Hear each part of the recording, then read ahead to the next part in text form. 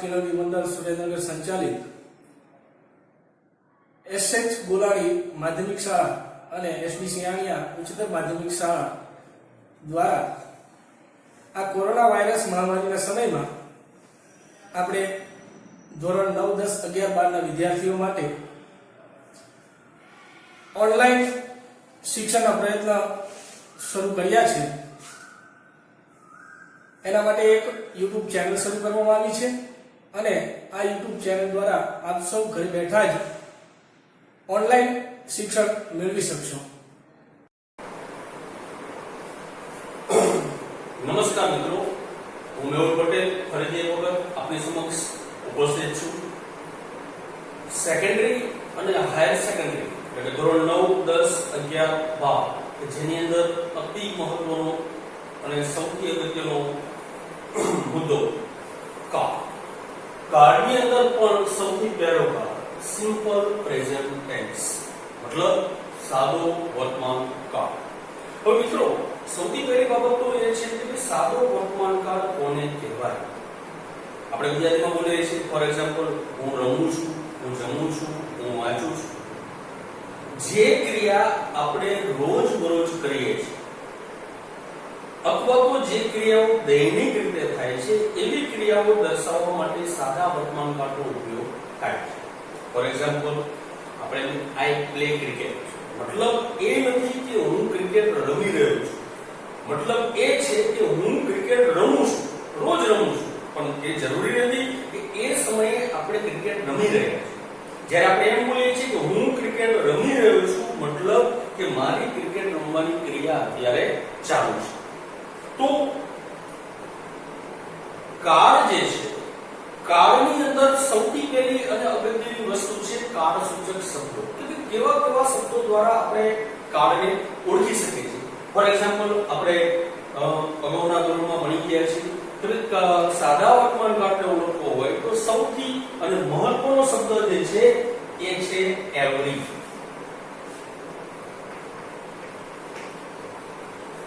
Every પછી પાછળ શબ્દ લાગે છે every day, every night, every week, every month, every year વગેરે શબ્દો દ્વારા એને ઓળખવામાં આવે છે. આ ઉપરાંત બીજો શબ્દ છે ડેઈલી, ત્રીજો શબ્દ છે રેગ્યુલરલી, ઓલવેઝ વગેરે શબ્દોના માધ્યમથી આપણે સાદા વર્તમાન કાળને ઓળખી શકીએ છીએ. હવે અહીંયા મિત્રો આપણે સાદા વર્તમાન કાળની બે પ્રકારની વાક્ય રચનાને ભણવાની છે. એક્ટિવ વોઇસની વાક્ય રચના અને બીજી છે પેસિવ વોઇસની વાક્ય રચના. તો સૌપ્રથમ આપણે શરૂઆત કરીએ કે ભાઈ એક્ટિવ વોઇસ એટલે શું? તો કે એક્ટિવ વોઇસ એટલે કે જે ક્રિયા વાક્યમાં થઈ રહી છે એ ક્રિયાનો કર્તા વાક્યની શરૂઆતમાં છે તો એને એક્ટિવ વોઇસ કહેવામાં આવે છે. પરંતુ જે ક્રિયા વાક્યમાં થઈ રહી છે એ ક્રિયા પ્રથમ આપેલી છે અને એ ક્રિયાનો કર્તા બાય દ્વારા પાછળ આપેલો છે, કે મતલબ કે એ પેસિવ વોઇસની રચના છે. અથવા જો સરળ રીતે સમજીએ તો આપેલ વાક્યને વૃત્તિ પ્રશ્ન પૂછે તો કર્તા મળે અને કર્તાના સ્થાન જાણ્યા પછી નક્કી કરવું કે વાક્ય એક્ટિવ વોઇસ નું છે કે પેસિવ વોઇસ નું છે. પેસિવ વોઇસ જાણવા માટે વેર અથવા વોટ થી પ્રશ્ન પૂછવામાં આવે છે અને તેના દ્વારા કર્મ મેળવવામાં આવે છે. હવે સૌથી અગત્યની વસ્તુ આપણે સાદા વર્તમાન કાળના અભ્યાસની અંદર ભણીએ. સાદા વર્તમાન કાળની એક્ટિવ વોઇસની વાક્ય રચના કુલ 4 પ્રકારે બને છે. સૌથી પહેલો પ્રકાર કે જો કર્તા ત્રીજો પુરુષ એકવચન હોય. ત્રીજો પુરુષ એકવચન એટલે કોણ?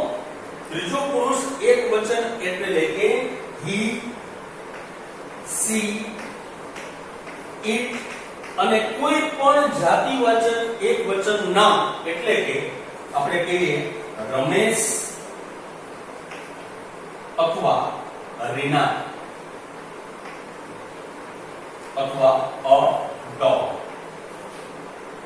ફરીથી એમ કહી દો, જો સાદા વર્તમાન કાળના વાક્યની અંદર સર્વનામ તરીકે ત્રીજો પુરુષ એકવચન આપેલો છે અથવા તો કોઈ નામવાચક સર્વનામ આપેલું છે, દાખલા તરીકે રમેશ, રીના, અ ડોગ, તો આપેલ વાક્યના ક્રિયાપદને s કે es પ્રત્યય લાગે, પરંતુ જો આના સિવાયના કરતા આપેલા છે કે ત્રીજો પુરુષ એકવચન સિવાયના કરતા આપેલા છે, for example I, we, you, they, you વગેરે શબ્દો આપેલા છે, તો એના ક્રિયાપદને કોઈ પ્રત્યય લાગતો નથી, એટલે કે ટુ વગરનું મૂળરૂપ મુકાય છે. ફોર એક્ઝામ્પલ આપણે વાક્ય દ્વારા એનો અભ્યાસ કરીએ. સાવ અને સિમ્પલ વાક્ય લઈએ. I ખાલી જગ્યા ક્રિકેટ ડેઈલી, કૌંસમાં શબ્દ આપેલો છે તમને પ્લે. હવે સૌથી અગત્યની વાત આપણે જોઈશું કે સૌથી પ્રથમ આપણે કાળ ઓળખીશું. તો કાળ ઓળખવા માટે આપણે સૌથી પહેલા શેનો ઉપયોગ કર્યો છે? ડેઈલી નો. ડેઈલી શબ્દ આપેલો છે, વર્તમાન કાળ છે, સાદો વર્તમાન કાળ આપેલો છે, કૌંસમાં ક્રિયાપદ આપ્યું છે પ્લે. હવે વાક્ય ઓળખીશું. વાક્ય એક્ટિવ વોઇસ નું છે કે પેસિવ વોઇસ નું? તો અહીંયા આપેલું વાક્ય એમાં I સર્વનામ કર્તા તરીકે છે, એટલે આ વાક્ય સાદા વર્તમાન કાળનું એક્ટિવ વોઇસ નું છે. મેં હમણાં કીધું એમ કે જો ત્રીજા પુરુષ સિવાયના સર્વનામો આપેલા છે તો ક્રિયાપદનું મૂળ રૂપ મુકાય છે, એટલે કે આ જે શબ્દ આપેલો છે એને આપણે શું કરી દઈશું? પ્લે નું શું થઈ જશે? પ્લે. પરંતુ માની લો કે કર્તા તરીકે આ 3 કે 5 માંથી કોઈ પણ એક શબ્દનો ઉલ્લેખ કરેલો છે, ફોર એક્ઝામ્પલ હી ખાલી જગ્યા ક્રિકેટ ડેઈલી અને કૌંસમાં શબ્દ આપ્યો છે પ્લે. તો શું કરીશું? અહીંયા કરતા પ્રથમ છે, વાક્ય સાદા વર્તમાન કાળનું છે, એક્ટિવ વોઇસ જ છે, કારણ કે ક્રિયાનો કરતા વાક્યની ક્યાં આપેલો છે? શરૂઆત. બે જ વસ્તુ મિત્રો યાદ રાખવાની છે એક્ટિવ પેસિવ ઓળખવા માટે. એક તો જો ક્રિયાનો કરતા વાક્યની શરૂઆતમાં છે તો સમજી લેવાનું વાક્ય એક્ટિવ વોઇસ નું છે.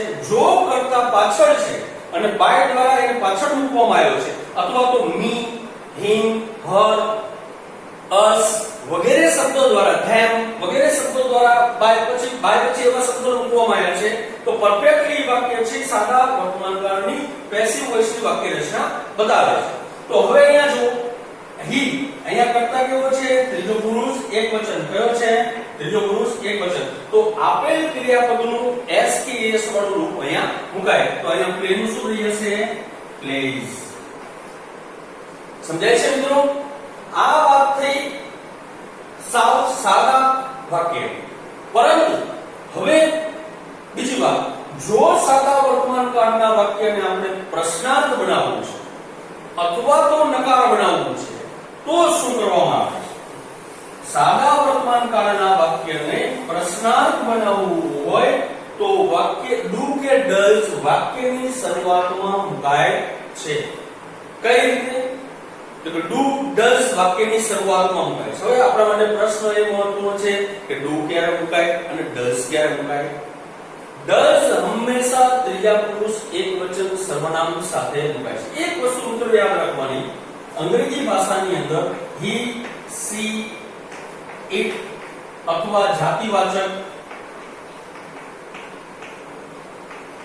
એકવચન સર્વનામ છે એની સાથે હંમેશા does વપરાય, એની સાથે હંમેશા s કે es વાળું રૂપ વપરાય અને એની સાથે હંમેશા has વપરાય. આની સાથે ક્યારેય do ન વપરાય, આની સાથે ક્યારેય મૂળરૂપ ન વપરાય, આની સાથે ક્યારેય પણ have વપરાતું નથી. આ ખાસ નોંધ કરજો મિત્રો, આ ખૂબ અગત્યનું છે. હવે આપણે મુદ્દાની અંદર આગળ જઈએ. તો ભાઈ સાદા વર્તમાન કાળના વાક્યને પ્રશ્નાર્થ કરવું છે તો શું કરવું પડે? વાક્યની શરૂઆતમાં ડુ કે ડઝ ને આપણે લેવું પડે. હવે ડુ ક્યારે વપરાય છે કે ત્રીજો પુરુષ કરતા ન હોય ત્યારે, અને ડઝ ક્યારે વપરાય છે કે જ્યારે ત્રીજો પુરુષ એકવચન કરતા હોય ત્યારે. ફોર એક્ઝામ્પલ વાક્ય એવું છે અહીંયા, ડુ યુ પ્લે ચેસ અને પાછળ ક્વેશ્ચન માર્કની નિશાની. શું તમે ચેસ રમો છો? ડુ અને ડઝ પણ સાદા વર્તમાન કાળના એક્ટિવ વોઇસની જ રચના છે. તો હવે આ વાક્ય જે આપેલું છે તે પ્રશ્નાર્થ વાક્ય છે.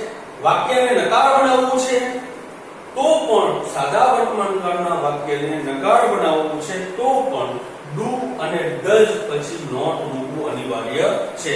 ફોર એક્ઝામ્પલ I સાથે મૂકીશું do, I do not watch TV daily. હું દરરોજ ટીવી જોતો નથી. જો અહીંયા આઈ છે એટલે આપણે શેનો ઉપયોગ કર્યો? અહીંયા ડુ નો ઉપયોગ કર્યો. અહીંયા યુ છે એટલા માટે પણ આપણે ડુ નો ઉપયોગ કર્યો.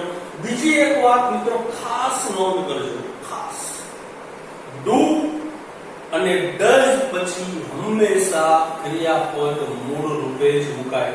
એને કોઈ જ પ્રત્યય લાગતો નથી. એટલે કે V1 V2 V3 અને V4 એના કોઈ પણ રૂપ એની સાથે લાગતા નથી. આ ખાસ નોંધ કરો. હવે આપણે વાત કરી સાદા વાક્યની, પ્રશ્નાર્થ વાક્ય પણ બનાવ્યું અને એક વાક્ય આપણે નકાર પણ બનાવ્યું અહીંયા. હવે વાત કરીએ એક્ટિવ અને પેસિવ વોઇસ.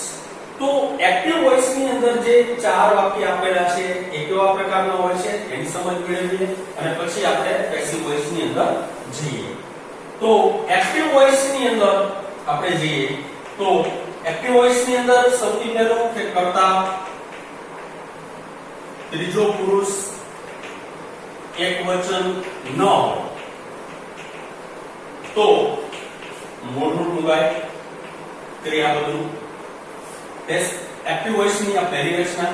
બીજી રચનામાં કર્તા, ત્રીજો પુરુષ, એકવચન હોય તો ક્રિયાપદનું એસ કે es વાળું રૂપ મુકાય.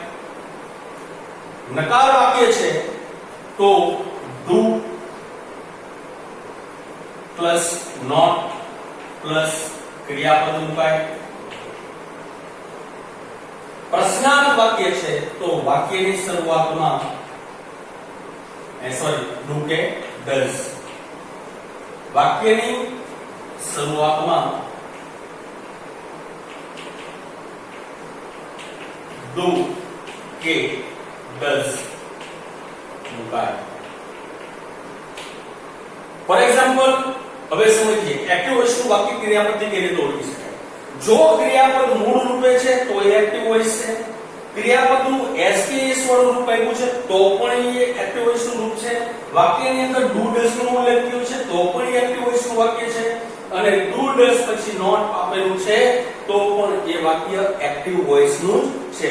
તો હવે પેસિવ વોઇસ બનાવવા માટે શું કરવું પડે છે કે ભાઈ પેસિવ વોઇસ વાક્યને બનાવવું છે તો એની રચના કેવા પ્રકારની છે?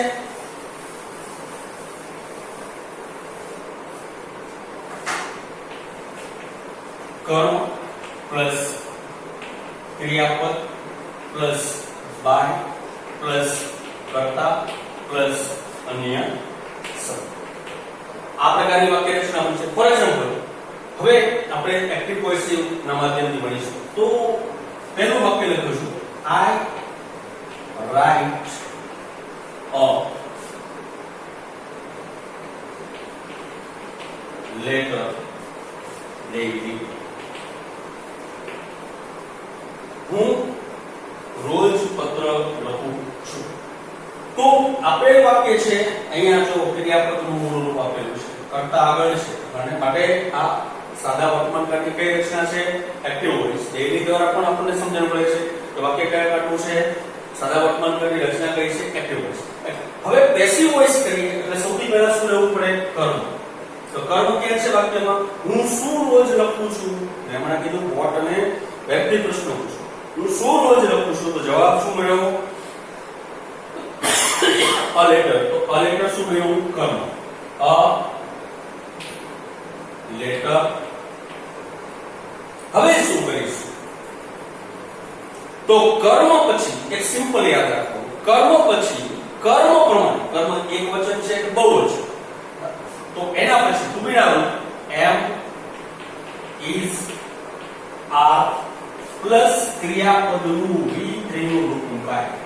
ફોર એક્ઝામ્પલ આપણે વાક્ય લખીએ અહીંયા go, went અને ત્રીજો શબ્દ છે gone.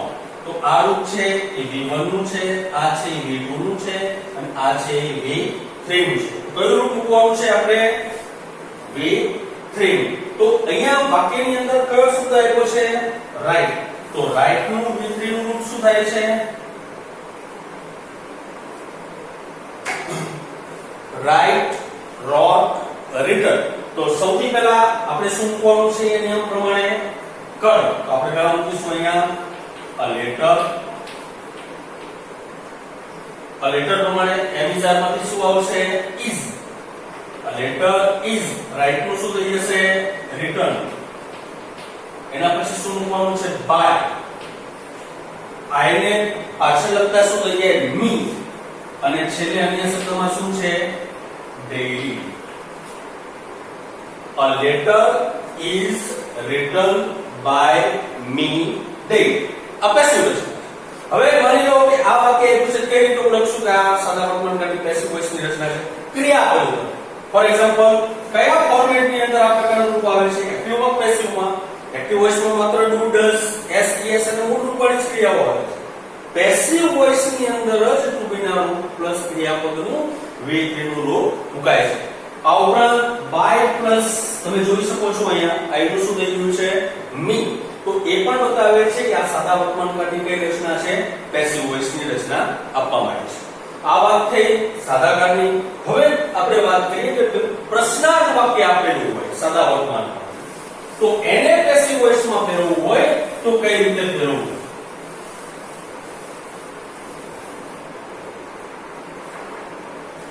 દાખલા તરીકે do I work daily.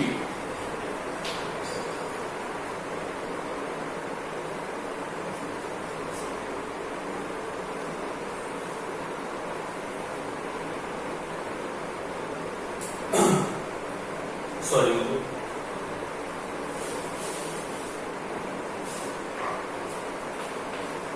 Do you play chess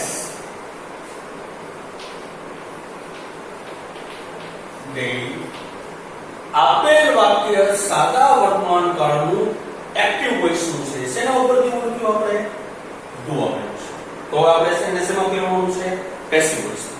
એક વાત મિત્રો યાદ રાખજો, જો જે પણ કાળનું વાક્ય પ્રશ્નાર્થ હોય તો એનું પેસિવ વોઇસ પણ પ્રશ્નાર્થ જ બને. નકાર વાક્ય હોય તો એનું પેસિવ પણ નકાર બને, એક્ટિવ પણ નકાર બને. આ વસ્તુ મિત્રો ખાસ યાદ રાખજો. તો હવે અહીંયા પ્રશ્નાર્થ વાક્ય આપણે સમક્ષ મૂકેલું છે, તો આ પ્રશ્નાર્થ વાક્ય છે તો એને આપણે પેસિવમાં, હવે એક્ટિવ વોઇસ તો આપેલું છે એટલે પ્રશ્નાર્થ વાક્યમાં આપણે પેસિવ વોઇસ માં ફેરવવું છે તો પહેલા કર્મ લેવું પડશે. તો કર્મ શું છે અહીંયા ચેસ. શું છે ચેસ. પણ જ્યારે કર્મ મૂકો છો ત્યારે એક સ્ટેપ છોડીને આપણે મૂકીશું. અહીંયા મૂક્યો આપણે ચેસ. હવે એના પછી નક્કી કરીશું કે ચેસ પ્રમાણે ટુબીના રૂપ m is are એમાંથી શું આવે. તો ચેસ પ્રમાણે શું આવશે is chess. પ્લે નું બીજું ફોર્મેટ શું થાય played. is chess played. એના પછી મૂકીશું અહીંયા by. u નું શું રહેશે you. અને છેલ્લે શબ્દ શું મૂકીશું આપણે daily. આ વાક્ય શેનું બની ગયું સાદા વર્તમાન કાળની પ્રશ્નાર્થ વાક્ય રચનાનું પ્રશ્નાર્થ પેસિવ વોઇસ. હવે આપણે જોઈએ કે નકાર વાક્ય રચના છે તો કઈ રીતે બનશે. For example Ramesh does not watch cartoon daily. Ramesh દરરોજ કાર્ટૂન જોતો નથી. હવે સૌથી પહેલા આપણે કાળો લખશું તો ડેઈલી થી ખબર પડી કે સાદો વર્તમાન કાળ છે ત્યાંથી ખબર નથી પડતી. તો આપણને એ પણ ખબર પડે છે કે ડઝ આપેલું છે અહીંયા. તો ડઝ કયા કાળની અંદર કઈ રચનામાં વપરાય છે. આપણે અગાઉ પણ વાત કરી કે ડઝ સાદા વર્તમાન કાળની એક્ટિવ વોઇસની વાક્ય રચનામાં વપરાય છે. હવે આપણે આને પેસિવ બનાવીશું. તો નકાર એક્ટિવ નું પેસિવ પણ નકાર જ બને. તો શું કરીશું આપણે માત્ર does અને watch ની જગ્યાએ પેસિવ વોઇસ બનાવવા માટે એમિઝાર માંથી કોઈ પણ એક પ્લસ ક્રિયાપદનું V3 નું રૂપ મૂકી અને વાક્ય રચનાને બનાવીશું. તો સૌથી પહેલા આપણે કર્મ શોધીશું. તો વાક્યમાં કર્મ શું છે કાર્ટૂન. તો સૌથી પહેલા આપણે કોણ મૂકીશું અહીંયા? Cartoon is. હવે જેમ એક્ટિવ વોઇસના વાક્યને નકાર બનાવવા માટે ડુ ડઝ પછી નોટ મુકાય છે, એમ એ જ કાળના પેસિવ વોઇસના વાક્યને નકાર બનાવવા માટે એમ ઇઝ આર પછી નોટ મૂકવામાં આવે છે. ફોર એક્ઝામ્પલ કાર્ટૂન ઇઝ અહીંયા મૂકીશું આપણે નોટ, વોચ નું થઈ જશે વોચ, V3 નું મૂકો છું અહીંયા કારણ કે 10 પછી મૂળ ક્રિયાપદ વપરાય છે, પણ ટુકડા પછી આપણે કયું રૂપ વાપરવાનું છે? V3 નું. તો વોચ નું શું થઈ જશે? વોચ. કાર્ટૂન ઇઝ નોટ વોચ્ડ પછી મૂકીશું આપણે બાય. રમેશ નું શું રહેશે? રમેશ. અને છેલ્લે શબ્દ શું આવશે? ડેલી. તો મિત્રો આ હતી સાદા વર્તમાન કાળની સિમ્પલ વાક્ય રચના, પ્રશ્નાર્થ વાક્ય રચના અને નકાર વાક્ય રચના. જો કે તમને ખ્યાલ તો આવી ગયો હશે કે ભાઈ એક્ટિવ વોઇસ એટલે શું, પેસિવ વોઇસ એટલે શું, કઈ રીતે સાદા વર્તમાન કાળના વાક્યને ઓળખવું, કઈ રીતે એક્ટિવ વોઇસને ઓળખવું, કઈ રીતે પેસિવ વોઇસને ઓળખવું. પણ સાથે ફરીથી એક વખત તમને રિમાઇન્ડ અપાવી દઉં છું કે ભાઈ ડુ અને ડઝ એ એક્ટિવ વોઇસના શબ્દો છે અને હંમેશા એક્ટિવ વોઇસમાં જ વપરાય છે, પરંતુ એમાંથી ડઝ હંમેશા ત્રીજા પુરુષ એકવચન સાથે જ વપરાય અને ડુ ત્રીજા પુરુષ એકવચન સિવાયના કર્તા સાથે વપરાય છે. બીજી અને મહત્વની વાત, ડુ અને ડઝ પછી ક્યારે પણ ક્રિયાપદને કોઈ પ્રત્યય લાગતો નથી, એટલે કે ડુ ડઝ વપરાયા પછી હંમેશા ક્રિયાપદ મૂળ રૂપે જ મુકાય છે. શોર્ટમાં ફરીથી વાત કરી દે કે સાદા વર્તમાન કાળની 4 પ્રકારની વાક્ય રચના. એક, કર્તા ત્રીજો પુરુષ એકવચન છે તો ક્રિયાપદનું SES વાળું રૂપ મુકાય છે. બીજી વાત, જો કર્તા ત્રીજો પુરુષ એકવચન નથી તો ક્રિયાપદનું મૂળ રૂપ મુકાય છે. ત્રીજી બાબત, જો વાક્ય પ્રશ્નાર્થ છે તો વાક્યની શરૂઆતમાં ડુ કે ડઝ મુકાય છે. ડઝ ત્રીજા પુરુષ એકવચન સાથે વપરાય છે, ડુ ત્રીજા પુરુષ એકવચન સિવાયના કર્તા સાથે વપરાય છે. અને ચોથી અને અગત્યની બાબત, સાદા વર્તમાન કાળના વાક્યને નકાર બનાવવા માટે ડુ કે ડઝની તો જરૂરિયાત ઊભી થાય છે. આ ઉપરાંત ડુ અને ડઝ સાથે નોટનો ઉપયોગ કરવો પડે છે. અને જ્યારે આ સુધી આપણે પેસિવ વોઇસની વાત કરીએ કે જેમાં વાક્યની શરૂઆતમાં કર્મ આપેલું છે, તો પેસિવ વોઇસની અંદર પેસિવ વોઇસ બનાવવા માટે to be noun am is are plus ક્રિયાપદનું V3 નું રૂપ મુકાય છે. તો મિત્રો આ વિડિયોનો બરોબર અભ્યાસ કરજો. અભ્યાસ કરવાથી માહિતી લગભગ તમને પ્રાપ્ત થઈ જશે. નમસ્કાર.